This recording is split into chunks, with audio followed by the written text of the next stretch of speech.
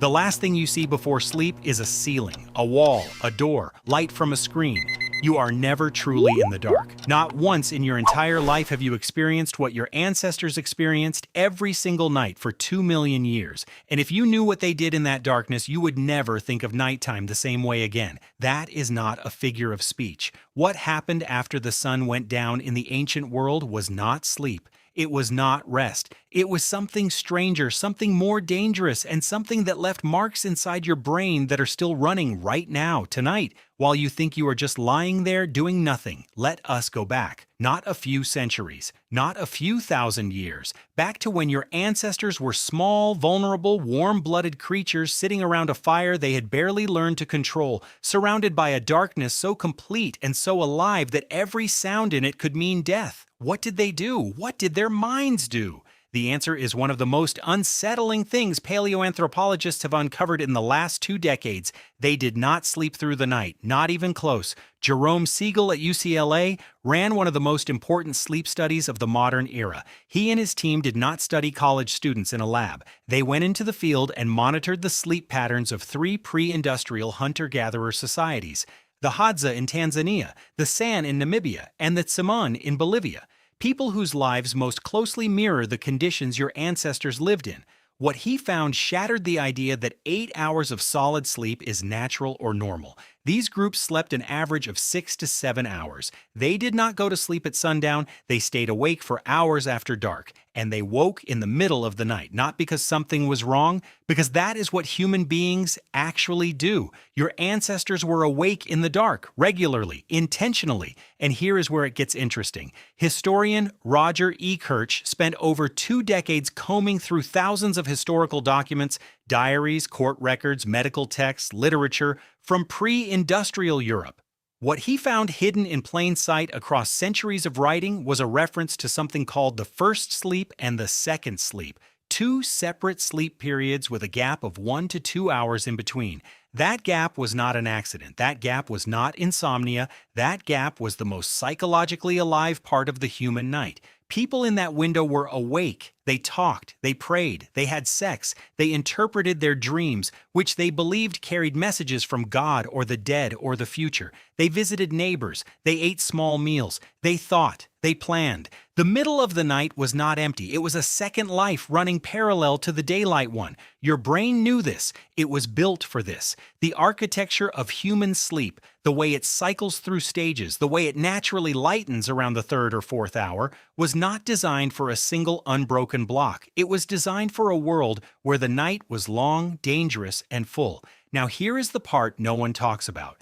In the deepest phase of nighttime wakefulness, something happened to the ancient human mind that researchers are still trying to fully understand.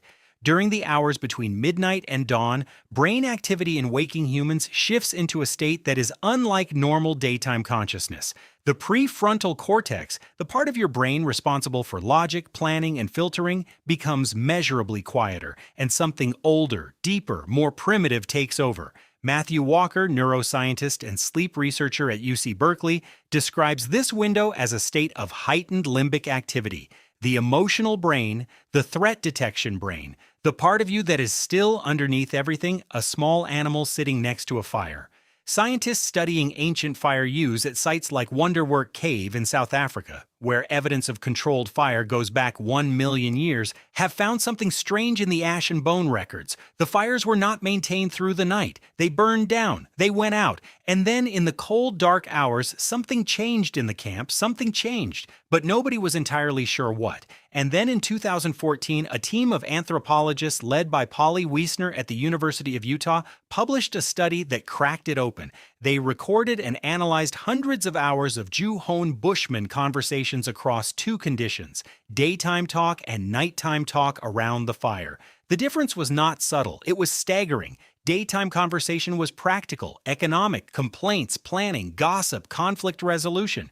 The things that keep a group functioning. Nighttime conversation in the firelight, and then in the dark was something else entirely. Stories, the dead walking, gods and spirits, the edges of the world, the meaning of dreams, beings that exist just outside the firelight, voices that come from the dark. This is where the human imagination was born, not in the safe, bright hours of the day. In the dark, in the in-between hours, in that strange altered state that sits right at the edge of sleep and wakefulness, your ancestors did not fear the dark because it was dangerous. They feared it because it was alive. Because in the dark, the mind opened in ways it could not during the day. And in that opening, something looked back. Your stories came from there. Your gods came from there. Your nightmares and your myths and your deepest, most irrational fears came from exactly this. Millions of years of human brains sitting awake in the dark in that limbic-flooded, prefrontal quiet state, telling each other what they heard just beyond the edge of the fire. Here's what that means for you right now. When you wake at 3 in the morning and your mind floods with fear or dread or thoughts that feel too large and too dark for the daylight hours, you are not broken. You are not anxious. You are not suffering from a disorder. You are doing exactly what human brains were built to do in that window of the night. Your prefrontal cortex has stepped back. The old brain is awake, and it is doing what it always did in the dark. It is looking for the thing that might kill you. It is searching the edges. It is telling itself a story. The difference between your ancestors and you is not the fear. It is the context. They had a fire. They had each other. They had a framework, spirits, gods, stories that made the terror meaningful, that gave the darkness a shape they could name.